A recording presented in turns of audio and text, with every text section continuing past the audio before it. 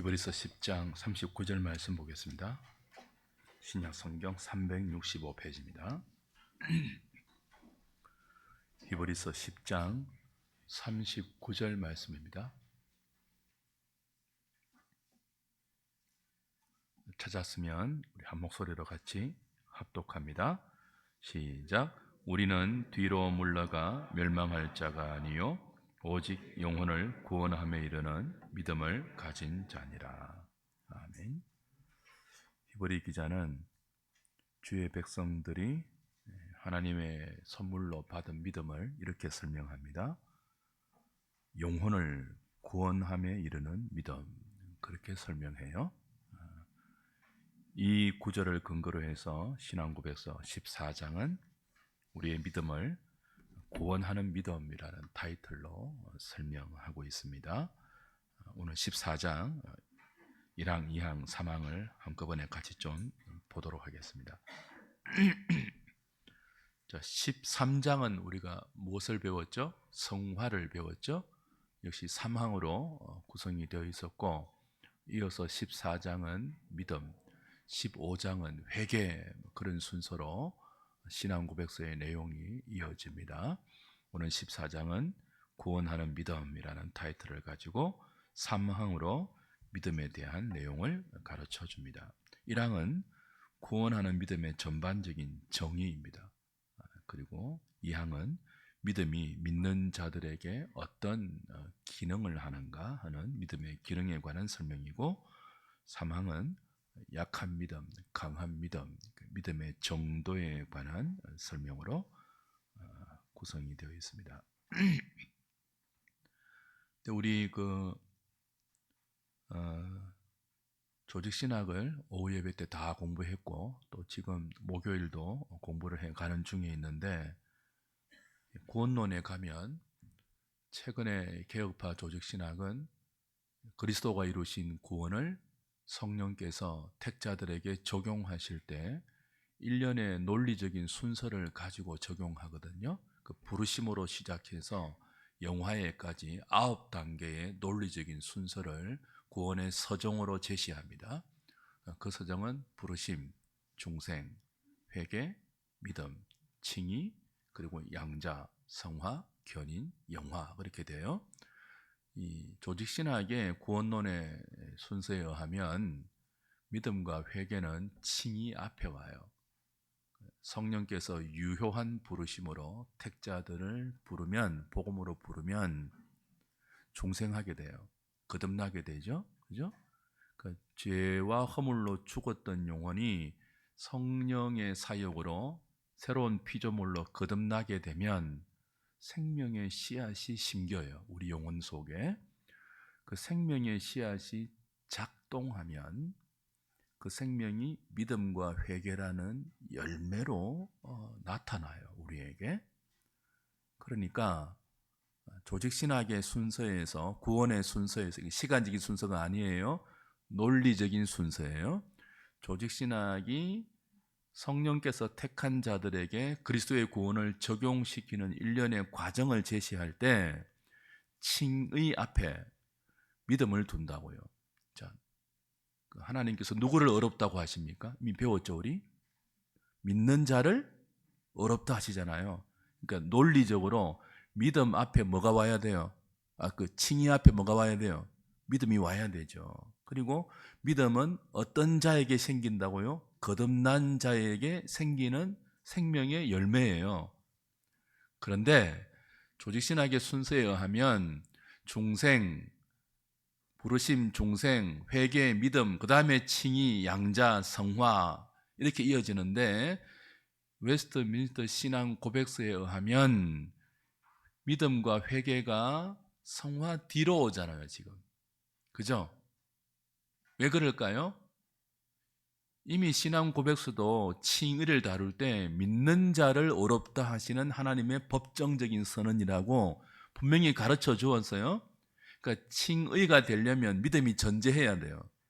그걸 신앙 고백서가 가르치고 있음에도 불구하고 왜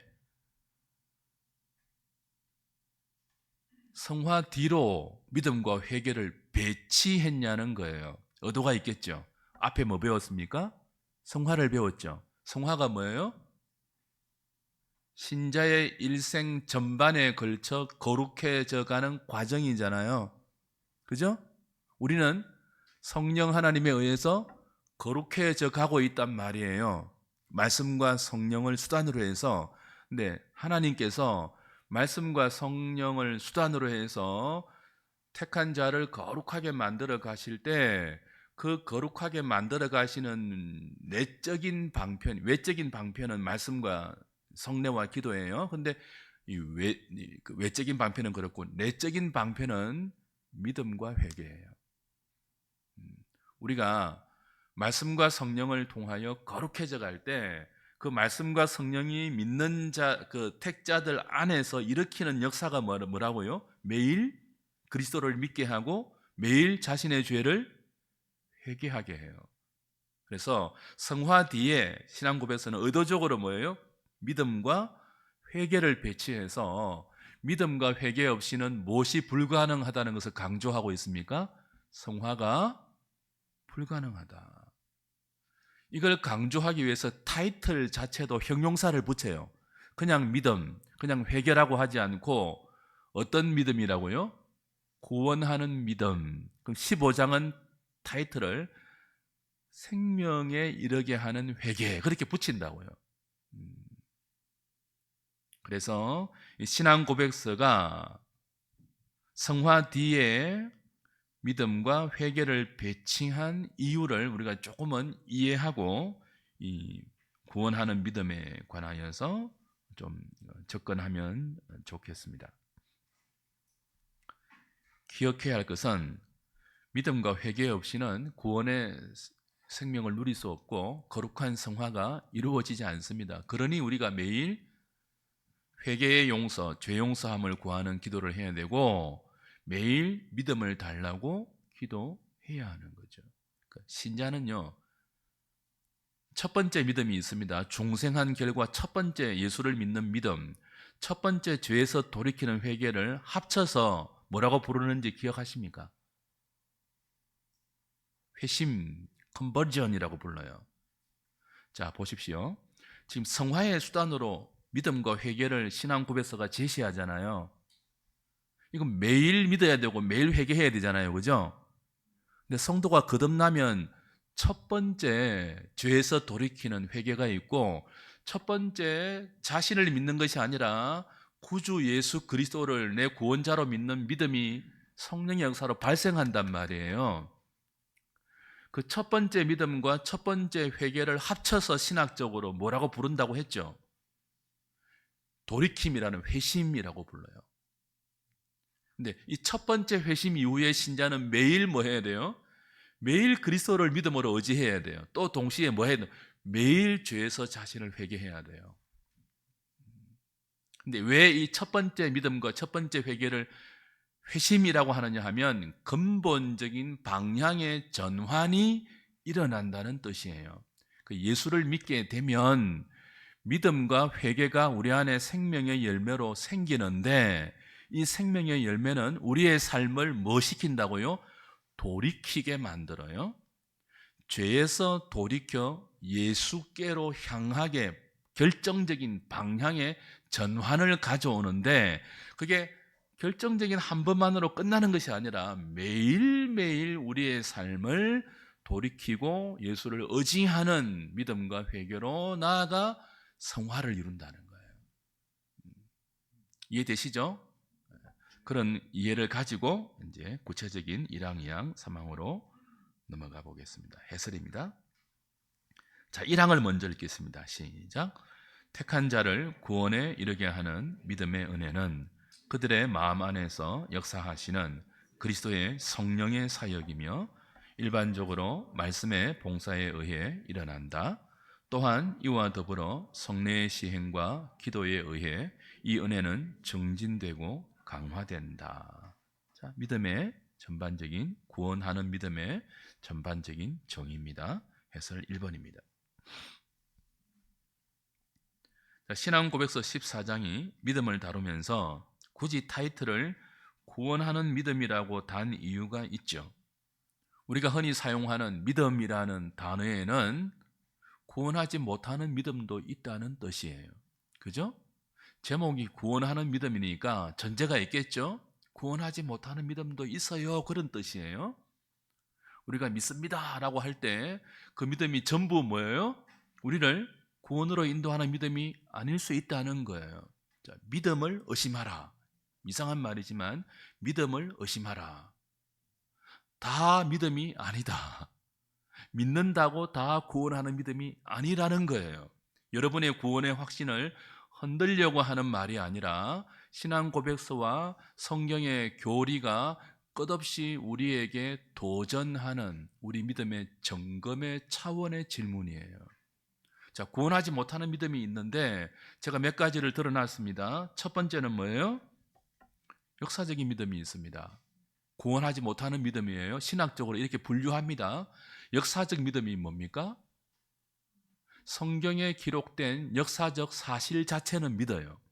역사적 사건 자체는 믿는데 그 사건이 나에게 의미하는 영적 의미, 실존적 의미, 구원적 의미로 이어지지 않는 거죠. 예를 들면 예수 그리스도가 어디에서 나셨어요? 유대 땅 베들레헴에 나셨죠. 그건 믿어요. 사람들이 지적으로 동의해요. 그런데 그 그리스도의 베들레헴의 탄생을 무엇으로 연결시키지 못해요? 그 그리스도가 베들레헴 마국간에서 태어나신 그리스도가 나의 죄를 위해서 십자가에 죽으시고 부활하신 나의 주인이다, 나의 구원자다, 살아계신 하나님의 아들이라고까지는 못 믿는 거예요. 역사적 사건과 사실에 대한 동의로 끝나는 믿음을 역사적 믿음이라고 그러는데 그거 믿잖아요. 예수가 베들레헴 태어났다는 사실을 믿잖아요. 그죠? 믿잖아요. 근데 그 믿음이 뭐는 아니라고요? 구원하는 믿음은 아니에요. 구원하는 믿음은 어디까지 연결되어야 한다고요? 그 예수님과 나의 실존적인 관계, 그 예수 그리스도의 생애와 십자가의 죽음과 부활이라는 구원의 사건이 나와 어떤 관계로 연결되는가, 거기까지 이어지지 않으면 구원하는 믿음이 아니라는 거예요. 또 구원하지 못하는 믿음의 대표적인 믿음 하나 있습니다. 이적적인 믿음, 기적을 믿는 믿음 있어요. 기적을 믿어요. 예수님이 기적을 행할 수 있다는 사실을 믿어요. 그리고 나에게도 기적이 일어날 수 있다는 사실을 믿어요. 믿는데 그 예수님이 누구냐 하는 것은 믿지 않아요. 그 예수님이 창조주다. 그 예수님이 하나님의 아들이다. 그 예수님이 나를 위해서 내 죄를 짊어지고 십자가에서 하나님의 형벌을 담당하고 죽으셨다를 믿지 못해요. 그 예수님이 나의 의를 위해서 장사된 지 사흘 만에 부활하셨다는 부활을 믿지 못해요. 그 예수님이 성천하셨고 약속하신 대로 장차 다시 오신다는 사실을 믿지 못해요. 그러면은 아무리 그리스도의 이적을 믿고 나에게도 그 기적이 일어날 수 있음을 믿고 심지어 내가 그 기적의 그 주체가 되어서 기적을 행할 수 있음을 믿는다 할지라도 그 믿음은 뭐예요? 구원하지 못하는 믿음이에요. 그러니까 우리 주변에 믿음이라고 말하는, 믿습니다라고 말할 때 그 믿음이라는 단어 자체가 구원하지 못하는 믿음이 많이 있다는 거죠. 그래서 그 구원하지 못하는 믿음과 구분하기 위해서 신앙 고백서는 택한 자들에게 성령의 역사로 생겨난 생명의 열매인 이 믿음을 굳이 형용사를 붙여서 구원하는 이라는 형용사를 붙여서 타이틀을 달고 있는 거죠. 구원하는 믿음이다. 우리의 믿음은 참 믿음일 뿐 아니라 구원하는 믿음이다. 혹은요, 구원에 이르게 하는 믿음이다. 그렇게 설명하고 있습니다. 또 구원하지 못하는 믿음 중에 어떤 믿음이 있다고요? 일시적인 믿음이 있죠. 우리 씨 뿌리는 비유, 마태복음 13장에 나왔던 씨 뿌리는 비유의 돌짝밭 위에 떨어진 씨앗의 경우죠. 그죠? 말씀을 받고 잠시 기뻐하지만 그 말씀으로 인한 고난이 올 때, 말씀으로 인한 어려움이 자기 삶에 부딪힐 때 뭐예요? 그냥 믿음에서 떠나버리는 신앙. 일시적으로는 고백을 한다니까요. 일시적으로는 막 감격한다니까요. 이 사람이 교회 안에서 세례를 받을 수도 있습니다. 성찬을 받으면서 울 수도 있습니다. 그런데 자기 삶에 시련이 오면 그걸 이해를 못하고 신앙의 자리에서 떠나버리는 거예요. 일시적인 믿음이죠. 그 믿음이 뭐예요? 이어지지 않죠. 구원하는 믿음이 아니에요. 또 하나 뭡니까? 맹목적인 믿음이 있죠. 대표적으로 뭐예요? 믿습니다. 믿습니다 하는 거. 소위 말하는 가스라이팅의 결과. 뭘 믿는지도 몰라요. 막 그냥 믿는 거예요. 그리고 그 맹목적인 믿음이 가스라이팅 당한 믿음이 조금 더 진전되면 광신이 될 수 있죠. 맹신이 광신으로 가거든요. 광신이 뭡니까? 말 그대로 미친 믿음이죠. 그 믿음에 자신을 거의 실성시키듯이 빠뜨려 버리는 것입니다. 그 믿음의 방향이 없어요. 믿음의 목표가 없어요. 믿음의 내용이 하나도 중요하지 않아요. 그냥 가스라이팅 당한 대로 그 믿음에 흠뻑 빠져서 거의 실성할 정도로 자신의 삶이 그냥 거기에 전부 함몰되어서 나머지 모든 것들은 분별하지 못하는 가스라이팅 당하는 믿음, 구원하지 못하는 믿음이에요. 그 이단들은 교인들을 교주가 뭐 합니까? 가스라이팅 시키죠. 가스라이팅 시키죠. 그런 것은 구원하는 믿음이 아니에요. 이런 믿음이 겉으로 보기에는 참된 믿음처럼 보일 수 있기에 신앙 고백서는 이런 믿음과 구별하여 성령 하나님께서 택한 자의 마음에 역사하여 가지게 하는 믿음을 구원하는 믿음 혹은 구원에 이르게 하는 믿음이라고 부르고 있습니다. 하이델베르그 요리문답 제21문은 신앙 고백서가 구원하는 믿음이라고 타이틀을 단 이 믿음을 참된 믿음이라고 타이틀을 달았습니다. 그리고 웨스트민스터 대요리 문답 제72문은 이 믿음을 어떤 믿음이라고 했다고요? 어렵다 하시는 믿음, 칭의를 가능케 하는 믿음, 그렇게 불렀습니다. 자, 그럼 여러분이 이제 구별하셔야 되잖아요. 다른 사람 구분할 필요 없고 내게 있는 믿음이 과연 구원하는 믿음이냐? 그렇지 않으면 구원하지 못하는 역사적 믿음, 그리고 뭐예요? 기적적 믿음, 일시적 믿음, 맹신적 믿음, 광신에 해당되느냐 구분해야 되잖아요. 어떻게 구분하실래요? 뭘 기준으로 구분하실래요? 그걸 위해서 교회는 뭘 가르친다고요? 교리를 가르치는 거예요. 교리를. 그 교리를 기준으로 믿어야 가스라이팅을 안 당해요.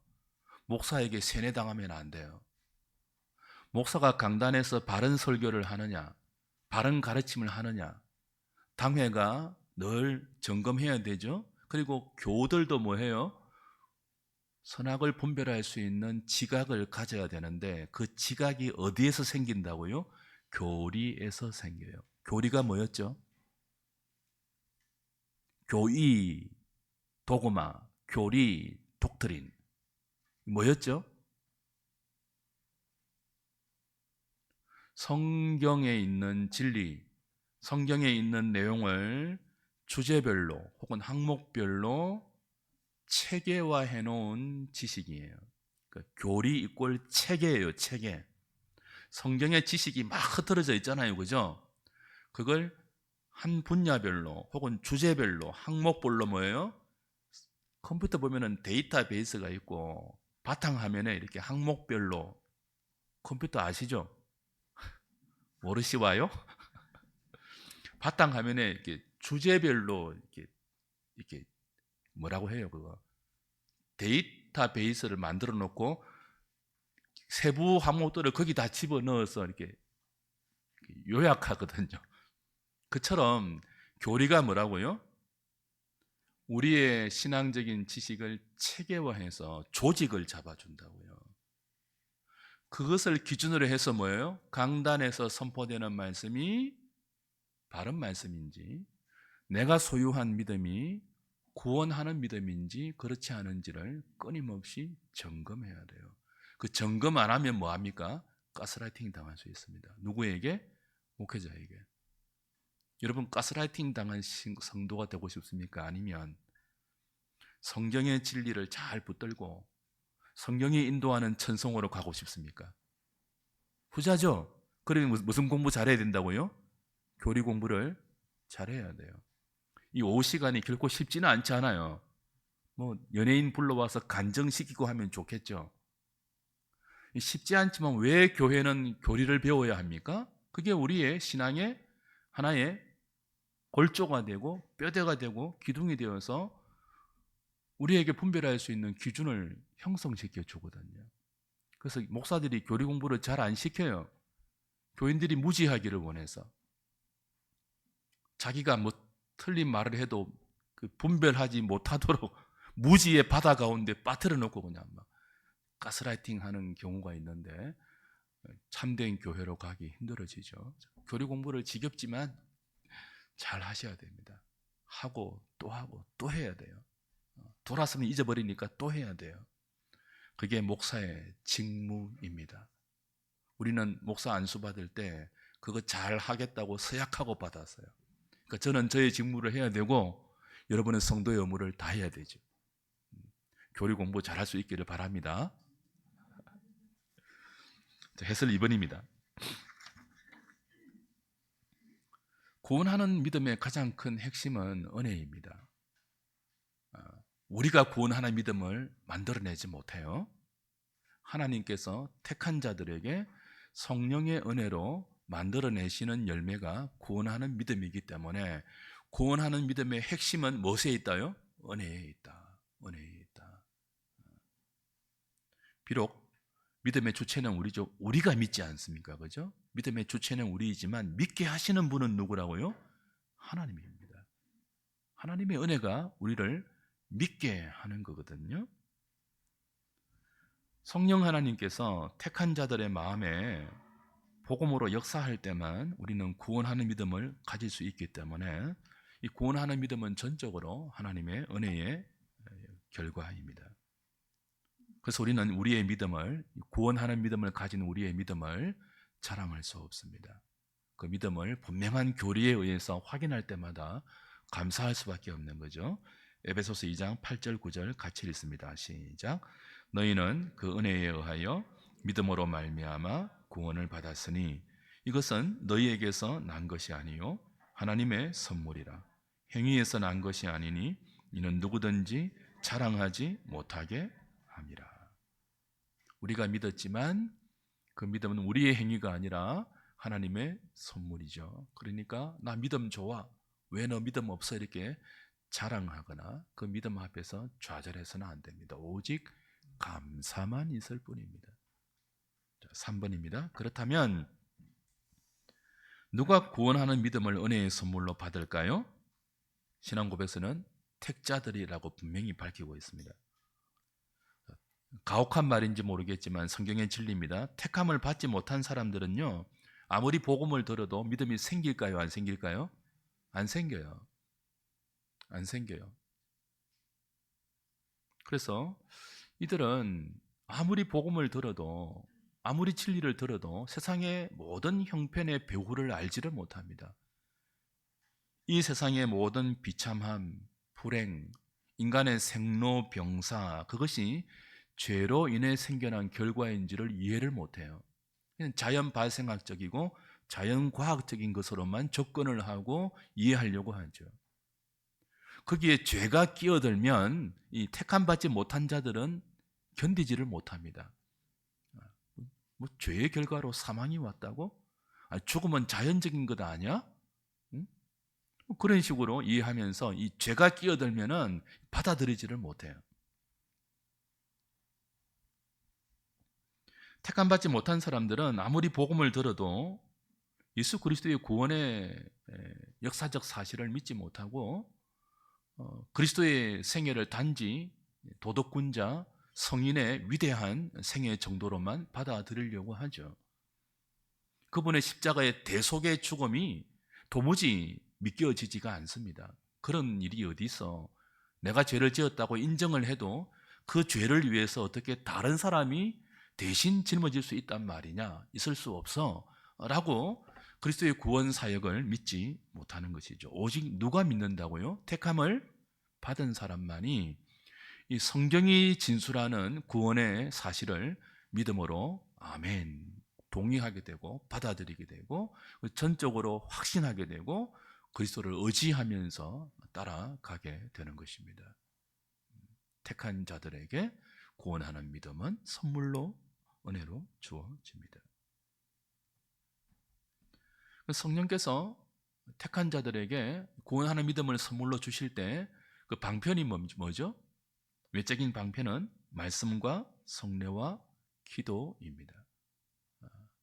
말씀을 통해서 또 성례를 통해서 기도를 통해서 하나님은 택한 자들에게 믿음이라는 생명의 열매를 산출시키는 거죠. 그래서 교회는 부지런히 이 외적 수단인 믿음을 주시는 외적 수단인 말씀과 성례와 기도를 부지런히 사용해야 됩니다. 부지런히 가르쳐야 되고 우리는 이 은혜의 수단들을 부지런히 사용해서 우리의 믿음이 더 정진될 수 있도록 애를 써야 되고 여기 공동체 안에 있을 아직 거듭나지 못한 사람들을 중생시키는 성령님의 은혜를 바라면서 교회는 끊임없이 이 말씀과 성례와 기도라는 은혜의 외적 수단을 사용해야 합니다. 그리고 이미 거듭난 사람들은 자신 안에 있는 구원하는 믿음이 머물러 있지 않고 답보 상태에 있지 않고 계속 풍성한 생명으로 자랄 수 있도록 거룩한 성화의 열매로 정진될 수 있도록 계속 이 은혜의 방편들을 뭐 해야 되죠? 부지런히 사용해야 하는 거예요. 우리 교회가 왜 매일 말씀 묵상을 합니까? 이 말씀을 읽고 들을 때만 믿음이 생기기 때문에 그래요. 자, 로마서 10장의 유명한 말씀 읽죠? 그런즉 그들이 믿지 아니하는 일을 어찌 부르리요? 듣지도 못한 일을 어찌 믿으리요? 전파하는 자가 없이 어찌 들으리요? 그러므로 믿음은 어디에서 난다고요? 들음에서 나고 들음은 무엇으로요? 그리스도의 말씀으로 말미암음이니라. 우리를 구원하는 이 근본적인 믿음, 최초의 믿음, 그것도요 말씀이라는 수단을 통해서 우리에게 생겨나고 그 구원하는 믿음이 점점 풍성한 생명으로 정진되고 자라는 것도 뭐예요? 말씀이라는 외적인 은혜의 수단을 통해서 이루어지기 때문에 우리는 부지런히 게으르지 않고 말씀을 섭취하고 읽고 듣고 묵상해야 돼요. 목사도 말씀을 읽고 듣지 않으면요 금방 믿음이 떨어집니다. 그 믿음 없는 말을 목사도 한다니까요. 성도가 입에서 나오는 말이 믿음 없는 말이 나올 때 우리는 알 수 있죠. 성경 안 읽는구나. 말씀 붙들고 기도 안 하는구나. 여러분 장사 없습니다. 일주일만 말씀 안 읽고 일주일만 말씀 붙들고 기도 안 해보세요. 여러분의 생각과 여러분의 의식 속에 무엇이 가득하겠습니까? 세상의 모든 것들이 여러분을 침잠시킬 거예요. 여러분을 사로잡을 거예요. 세상에 왕성한 부추김이 얼마나 많습니까? 세상에 헛된 소리들이 우리 주변에 얼마나 많냐고요. 하나님 말씀을 조용히 엎조리고 시편 119편 우리 지금 묵상 오늘로 끝이 났습니다. 이제 내일부터 에스더 묵상 들어가는데 119편 시편 기자가 그 고난 속에서도 매일 뭐 했습니까? 하나님의 말씀을 조용히 엎조리면서 그 말씀을 사모했지 않습니까? 그 말씀을 통해서 하나님이 역사하실 구원의 은총을 소망하면서 시편 기자는 자기 영혼이 마치 멸망당할 것 같은 그 엄청난 위기 속에서도 말씀을 붙들거든요. 우리도 그렇게 안 하면요 세상이 우리를 삼킨다니까요. 세상의 가치관이 여러분을 집어삼켜서 여러분의 삶을 그리로 이끌어 간다니까요. 그렇게 되지 않으려면 뭐 해야 돼요? 매일 말씀을 읽어야 돼요. 매일. 매 순간 엎조려야 돼요. 엎조리는 게 뭐죠? 작은 소리로 나지막히 엎조리는데 이건 이제 소가 되새김질을 하듯이 그 말씀을 이렇게 묵상, 되새김하면서 그 말씀이 내 실존을 사로잡을 수 있도록 그 말씀에게 자신을 붙들어 매는 행위가 묵상이에요. 엎조리는 것. 또 엎조리고 또 소리를 내고. 그래서 그 말씀이 오늘 나의 삶을 이끌어갈 수 있도록 그렇게 하셔야 돼요, 여러분이. 그렇게 안 하면요, 워낙 세상의 물결이 도도하고 요동치기 때문에 여러분이 그 세상을 뚫고 나갈 힘이 믿음으로 생기지가 않아요. 믿음은 들으면서 나거든요. 들으면 그리스도의 말씀으로 말미암거든요. 이것이 하나님이 정해놓으신 은혜의 방편이거든요. 생명처럼 말씀을 붙들 수 있기를 바랍니다. 저는 우리 하늘교회 모든 교인들이 좀 그랬으면 좋겠어요. 우리 입에서 나오는 말이 좀 믿음의 말이 되고, 다른 형제와 지체를 좀 이렇게 격려하고 믿음을 북돋우는 말이 되고, 우리의 믿음을 좀 자극하고 도전하는 말이 되는, 그러기 위해서는 우리 안에 말씀이 담겨야 돼요. 마음에 담긴 것이 입으로 나오지 않습니까? 여러분 마음에 세상이 가득 담기면 입에서 무슨 말만 나온다고요? 입만 열면 세상 말이 나오겠죠. 우리는요, 목표를 이렇게 두어야 돼요. 누가 툭 나를 건드리면 믿음에 관한 말이 나올 수 있도록.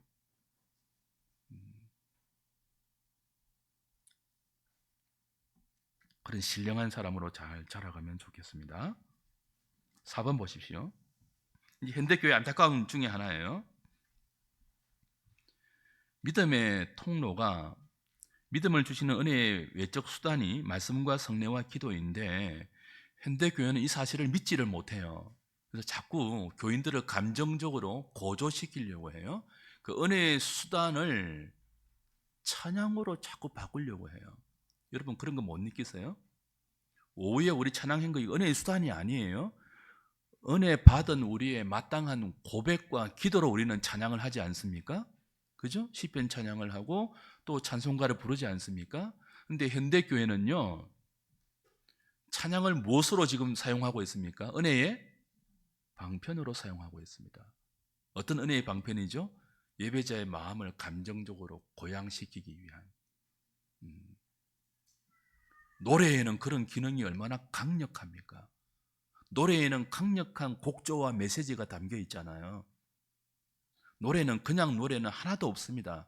전부 목적성이 있고 방향성이 있습니다. 강력한 메시지가 그 음률과 가사에 담겨 있죠.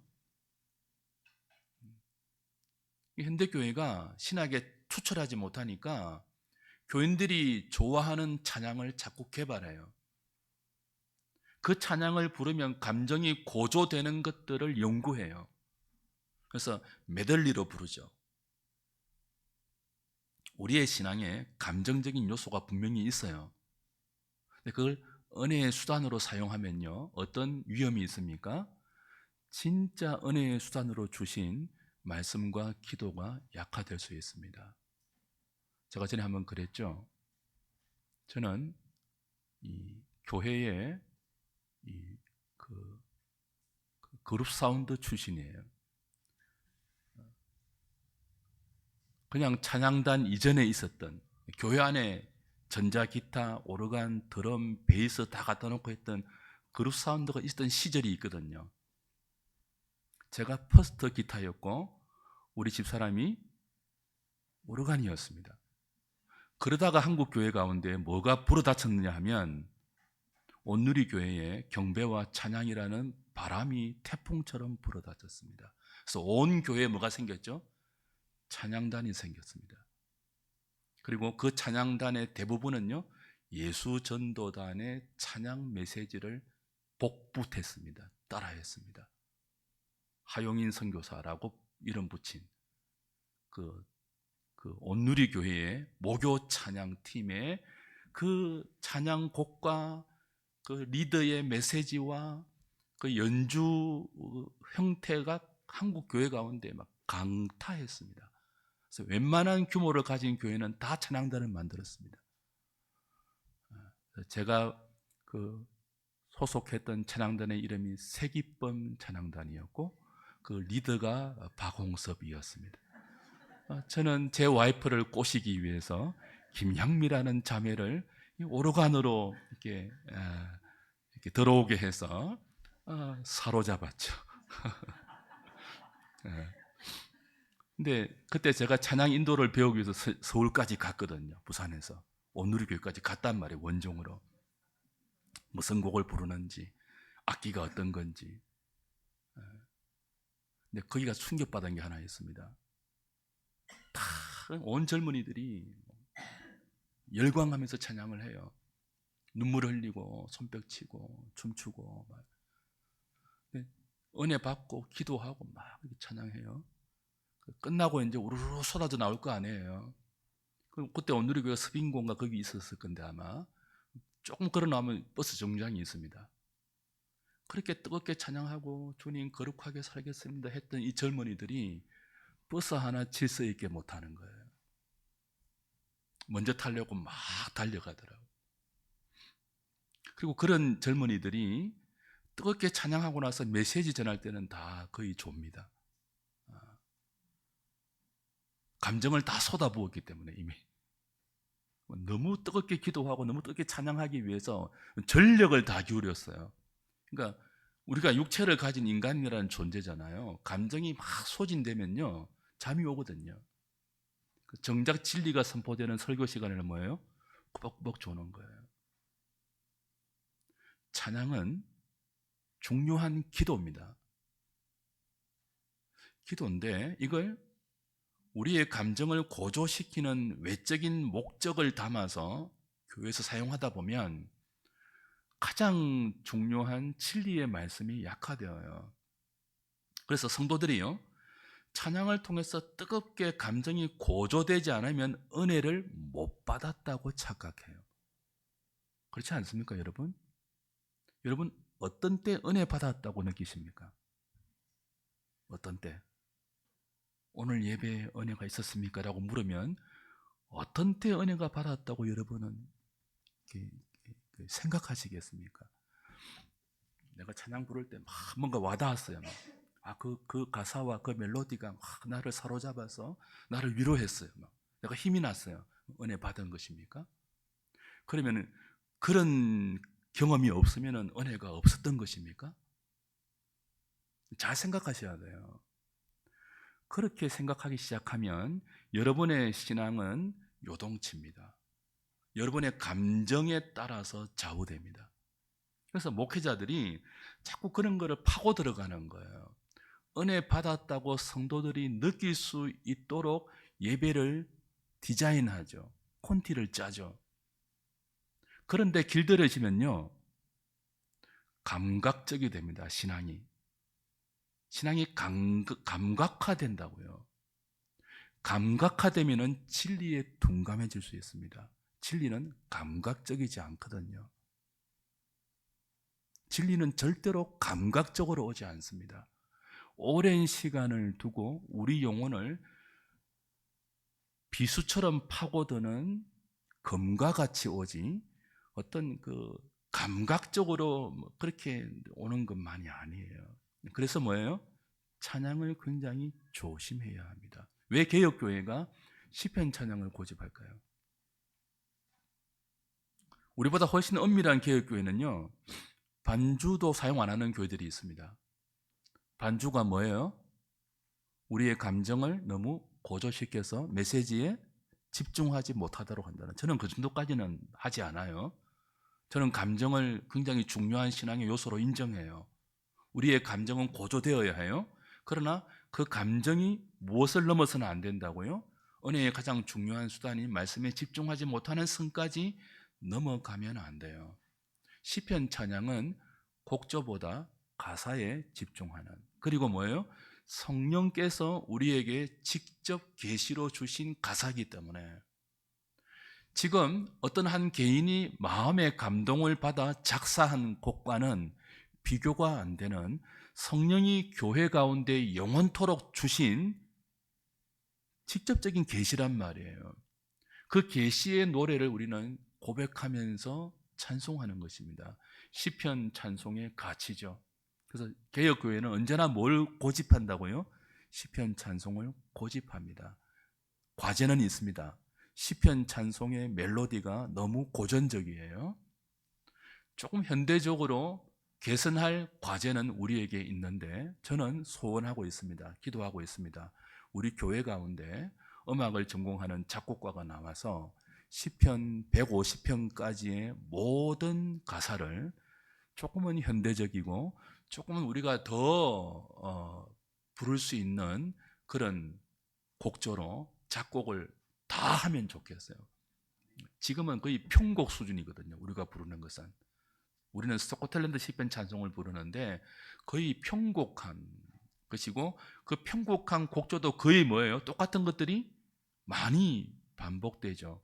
제가 문 장로님께 예전부터 장로님 이 시편 찬송 잘 살펴서 우리가 부를 수 있는 곡이 무엇인지 좀 잘 분류해 주시라고 했더니 음악 전공자이니까 목사님 너무 같은 게 많다고 너무 단조롭다고 음악적으로 뭐예요? 음악적으로 별로 뭐예요?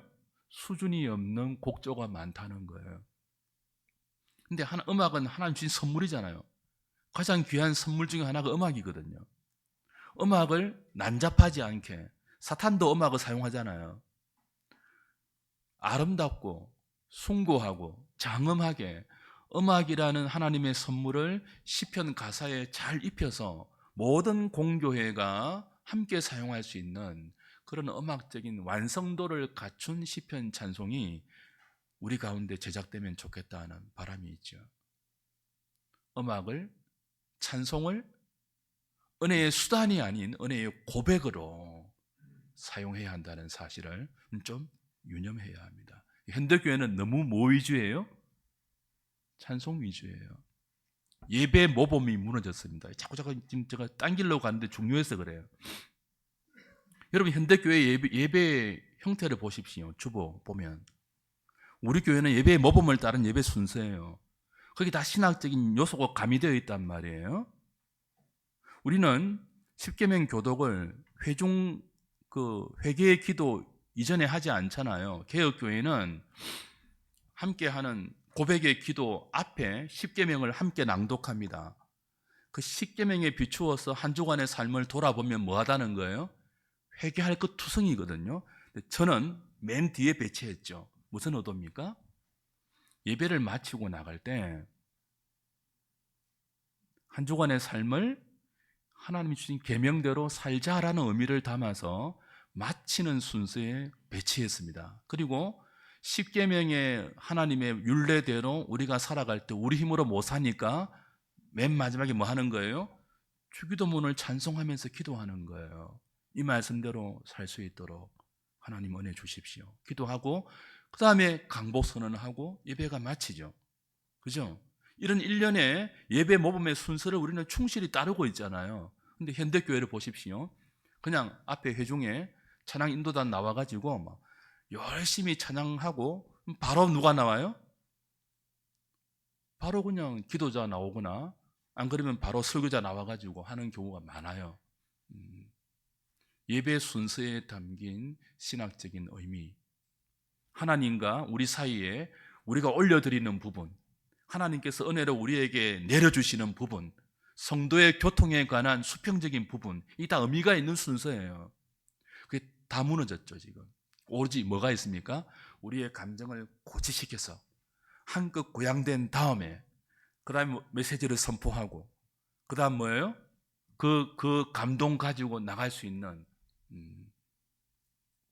감정의 고치가 최고의 목적이 되어 있는 것 같아요.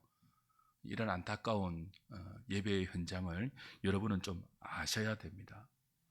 그래서 내가 은혜 받은 것이 막 뜨겁게 찬양하고 그 찬양을 통해서 우리가 좀 고조되고 그게 아니라니까요.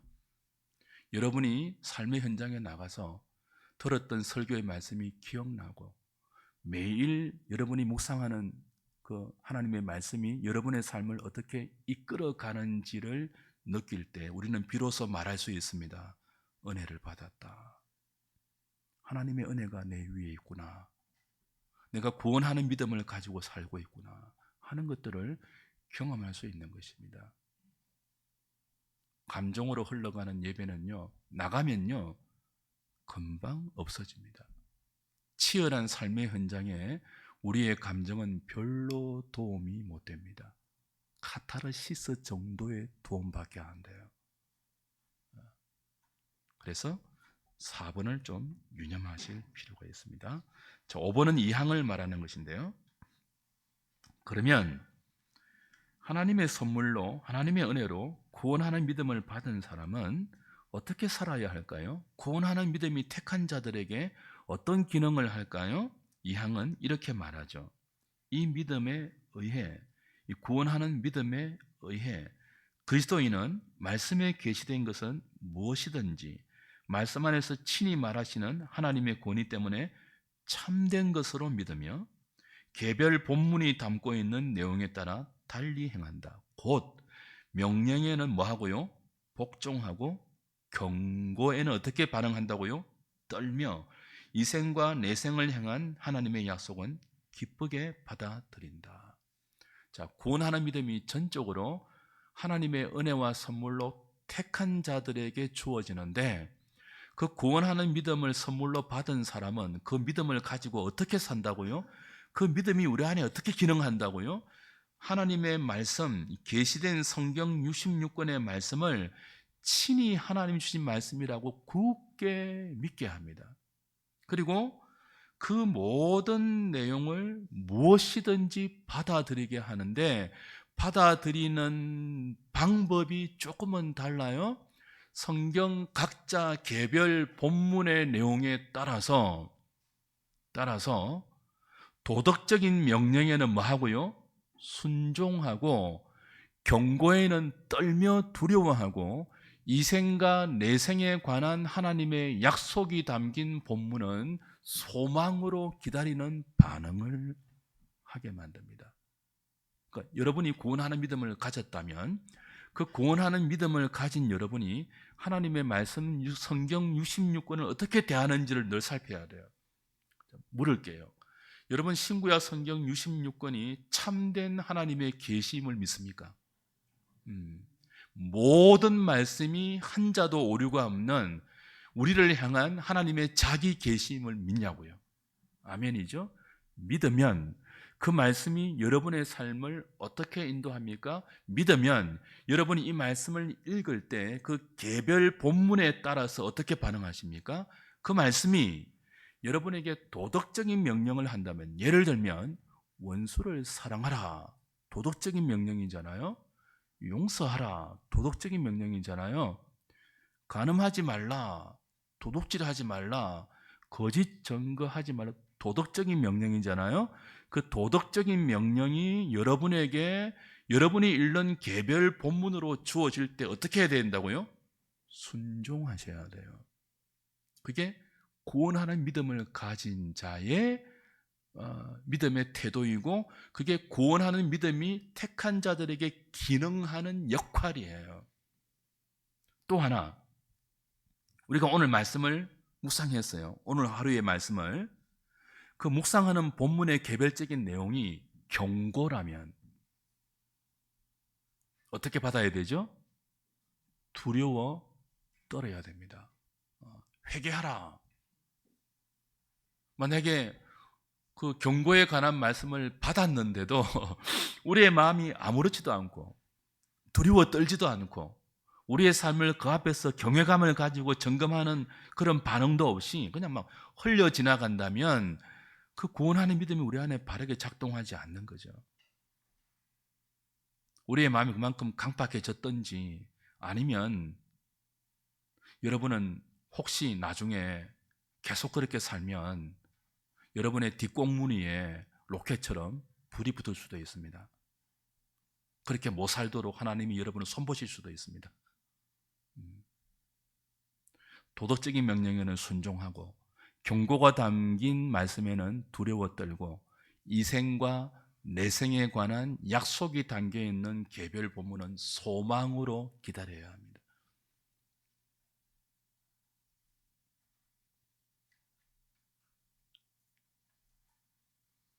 말씀에 계시되지 않는 내용을 믿어서는 안 됩니다.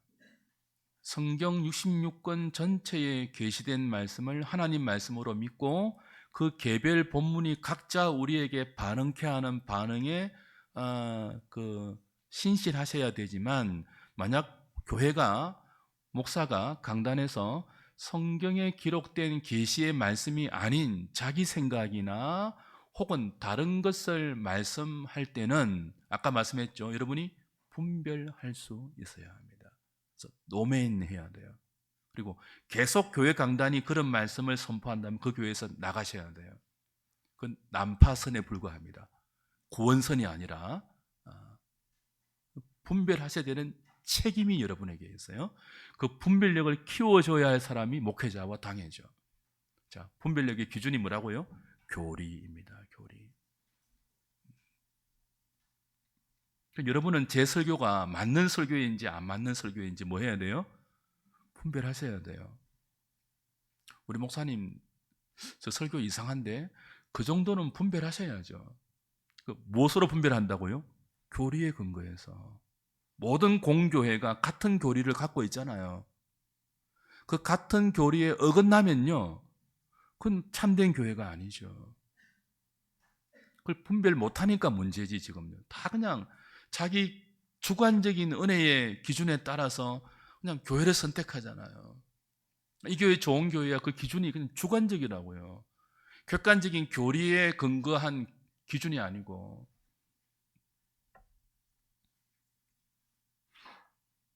6번입니다.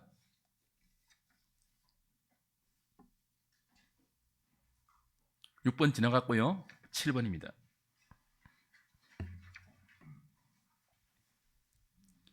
자, 아까 구원하는 믿음이 우리 안에 어떤 기능을 하느냐라고 할 때 도덕적 명령에는 순종하고 경고에는 떨고 이생과 내생의 약속에는 소망으로 기다려야 한다고 했죠.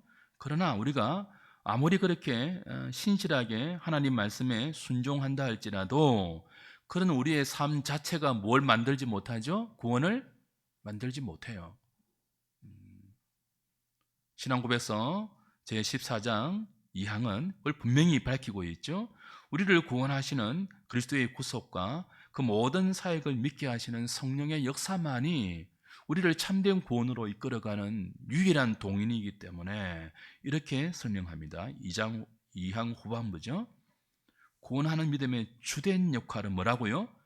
은혜 언약의 효력에 의한 칭의, 성화, 그리고 영생을 받기 위해 그리스도만을 붙들고 받아들이고 의지하는 것이다. 그죠? 구원하는 믿음의 주된 역할은 그리스도예요. 성령이에요. 그러니까 그리스도와 성령만을 붙들고 받아들이고 의지하라는 거예요. 뭘 의지하지 말고 내가 순종하고 내가 두려워 떨고 내가 이 생과 내 생의 약속을 소망으로 기다리는 그 자체를 구원의 동인으로 오해하지 말고 그렇게 하게 하시는 그리스도만을 더 붙들고 의지하라는 거예요. 마지막 사망입니다. 8번. 자, 이 구원하는 믿음에도 차이가 있다고 하죠. 그 정도의 차이가 있습니다. 강도의 차이가 있습니다. 어떤 사람의 믿음은 강합니다. 어떤 사람의 믿음은 연약해요. 어떤 사람은 강한 믿음으로 단단한 음식을 먹고 소화시키죠. 그 결과 지각을 사용하여 선악을 분별하는 장성한 분량의 믿음을 갖고 있습니다. 반대로 어떤 사람은요, 의의 말씀을 경험하지 못하고 매일 뭐만 먹는다고요? 젖만 먹는 어린아이 수준에 머물러 있을 수도 있습니다. 믿음의 강도가, 정도가 차이가 있다는 거예요. 그리고 우리의 믿음은 자주 여러 방면으로 사탄의 공격을 받습니다. 그래서 구원하는 믿음을 받은 자들도 믿음이 흔들릴 수 있고 심지어 뭐예요? 더 약화될 수도 있습니다. 이걸 인정해야 돼요. 그러나 그럼에도 불구하고 구원하는 참된 믿음은 우리를 결코 그 자리에 오래 머물러 있게 하지 않습니다. 왜냐하면 이 믿음의 선물을 주신 분이 살아계신 하나님이며 이 믿음의 선물을 택자들 안에 생명으로 역사하게 하신 분이 성령님이기 때문에 믿음이 약화되거나 믿음이 흔들리는 자기 백성을 결코 뭐예요? 내버려 두지 않고 간섭하셔서 다시 제자리로 돌려 세우고 훨씬 더 강한 믿음으로 성숙시켜 나가기 때문입니다. 그러나 일시적으로 우리는 뭐 할 수 있다고요? 믿음이 흔들리거나 약화될 수 있을 때 낭망하거나 혹은 그런 지체를 공격하면 안 돼요. 기도해 줘야 되고 기다려야 되고 또 우리 자신이 그렇다면은 성령을 더 의지해서 우리의 믿음이 회복되고 더 자라갈 수 있도록 하나님의 은총을 사모해야 되죠.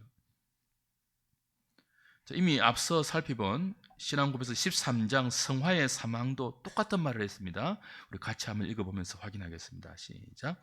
이 전쟁에서 남아있는 부패가 한동안 크게 우세할지라도 중생한 지체가 그리스도의 거룩하게 하시는 영께서 계속하여 공급하시는 힘으로 말미암아 이기게 된다. 그래서 성도는 은혜 속에서 성장하며 하나님을 두려워하는 가운데 거룩함을 온전히 이룬다. 저와 여러분의 믿음이 젖만 먹는 어린아이 수준에 늘 머물러 있지 말고 장성한 분량에 이르도록 자라가면 좋겠습니다. 다 믿음이 자라기를 원하시죠, 그죠?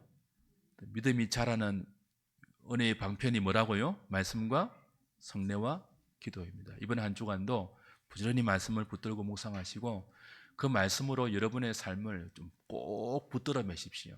절대로 말씀에서 떠나지 마시고, 그죠? 생명을 다해서 그 말씀을 붙드는 저와 여러분 되기를 바랍니다. 540